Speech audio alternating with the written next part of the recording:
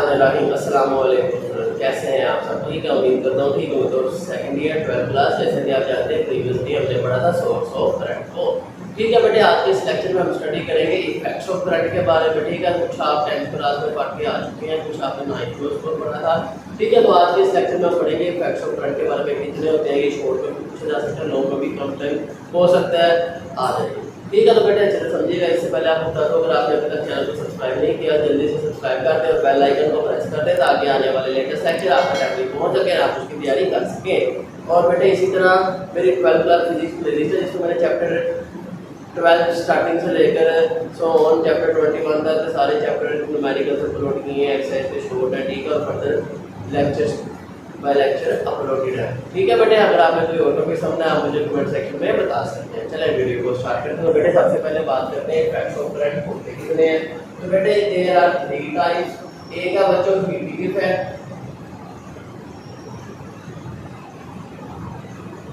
ए का बच्चों magnetic effect, और इसी तरह बच्चों एक इफेक्ट आ जाता है हमारे पास इलेक्ट्रोलैक्टिक, जिसको केमिकल इफेक्ट भी कहते हैं।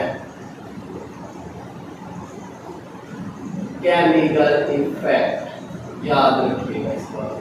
ठीक है, तो इसी तरह बेटा जी बात कर लेते हैं नेक्स्ट हमारे पास पहले हीटिंग इफेक्ट की। हीटिंग इफेक्ट में क्या होता है बेटा, तो इसी तरह याद रखिएगा। अब आपको पता है कि जितने भी मेटल्स हैं, मेटल्स में क्या होते हैं, फ्री इलेक्ट्रॉन्स। ठीक है, अब जब हम इसको करंट प्रोवाइड करेंगे, पोटेंशियल डिफरेंस आएगा किसी मेटल के अक्रॉस, जब हमने उसको एक बैटरी से कनेक्ट किया तो फ्लो ऑफ दीज इलेक्ट्रॉन्स होगी। ठीक है, फ्लो ऑफ चार्जेस होगी, मतलब करंट पर चार्जेस मूव करेंगे, और जब ये चार्जेस मूव करते हैं ना तो इनकी होती है कोलिजन आपस में टक्कर होती है। ठीक है, और यानी कि कोलिजन का मतलब है फ्रिक्शन होगी, इनकी आपस में टक्कर होगी, जिससे क्या होता है इनकी जो काइनेटिक एनर्जी है बच्चों वो कन्वर्ट हो जाती है हीट एनर्जी में। ठीक है, याद रखना आपने इस बात को। और इस वजह से हम इस इफेक्ट को कहते हैं हीटिंग इफेक्ट। और ये इफेक्ट हम इस्तेमाल करते हैं अपनी डेली लाइफ में, इसको हम यूटिलाइज करते हैं, इसका फायदा उठाते हैं। देखें सर्दियों में हम इस्तेमाल करते हैं इलेक्ट्रिक हीटर को, फिर इलेक्ट्रिक गीजर हो गया। ठीक है, कैटल होगी, इलेक्ट्रिक कैटल होगी, इसको हम इस्तेमाल करते हैं पानी गर्म करने के लिए। फिर आप देखें इलेक्ट्रिक स्टोव आ गया, चूल्हे आ गए, ठीक है ना, जिसमें हम खाना बनाते हैं।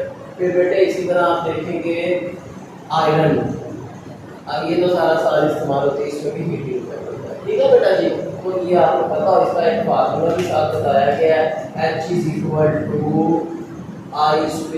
I²RT।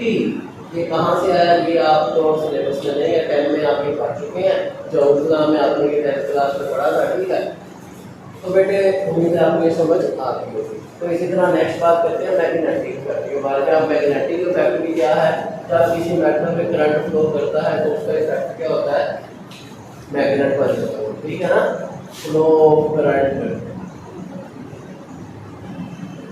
थ्रू एनी मेटल या कंडक्टर क्या होता है, उसे वो बन जाता है मैग्नेट बन जाता है।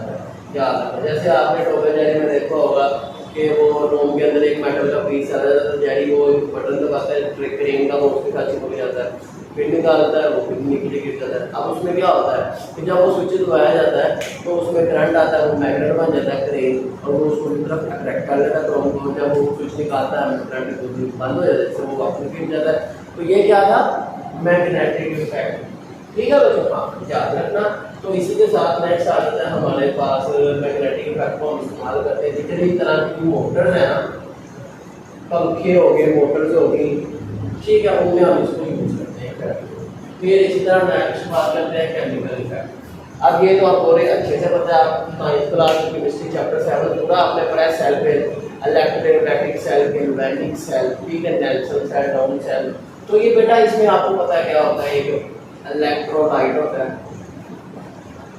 जिसको हम एसिड बोलते हैं। ठीक है, जिसको हम रखते हैं, इसके अंदर 2 इलेक्ट्रोड्स रखते हैं। कौन कौन से, एक एनोड होता है और एक कैथोड होता है। एक को बैटरी का पॉजिटिव टर्मिनल से कनेक्ट करते हैं, एक को नेगेटिव टर्मिनल से, ठीक है। और इस तरह फिर क्या होती है बेटा, यहाँ पर एक प्रोसेस होता है इलेक्ट्रोलाइसिस। ये जो इलेक्ट्रोलाइट है ये आयंस में तब्दील हो जाता है, आयंस बन जाते हैं, ठीक है। कब बनते हैं?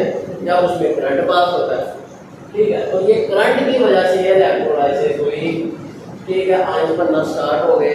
इसे कहते हैं केमिकल इफेक्ट, इलेक्ट्रोलाइटिक इफेक्ट। और इसका आपको नजर आ रहा होगा कि इस तरह एक स्पीकर है जिसके अंदर हमने दो इलेक्ट्रॉन्स लगा दिए हैं, ठीक है। ये हमारे पास एक बैटरी है, मिसाल के तौर पर इलेक्ट्रॉन को पोटेंशियल दिया था, और इस तरह ये हमारे इलेक्ट्रॉन है, ये आ गया, एक ये आ गया, ये हम कह लो पॉजिटिव है तो ये एनोड है, और ये नेगेटिव है तो कैथोड है, ठीक है। अब यहाँ पे मिसाल है, यहाँ पे कॉपर है, अब यहाँ पे एनोड पे सारा नेगेटिव आ जाएगा और कैथोड पे सारा पॉजिटिव आ जाएगा। तो इस तरह ये क्या हो रही है, इलेक्ट्रोलाइसिस हो रही है, जिसको हम ये रिएक्शन भी बताए गए हैं, Cu2 electron plus Cu2 plus, और इसी तरह यहाँ पर इसी तरह सो, ठीक है।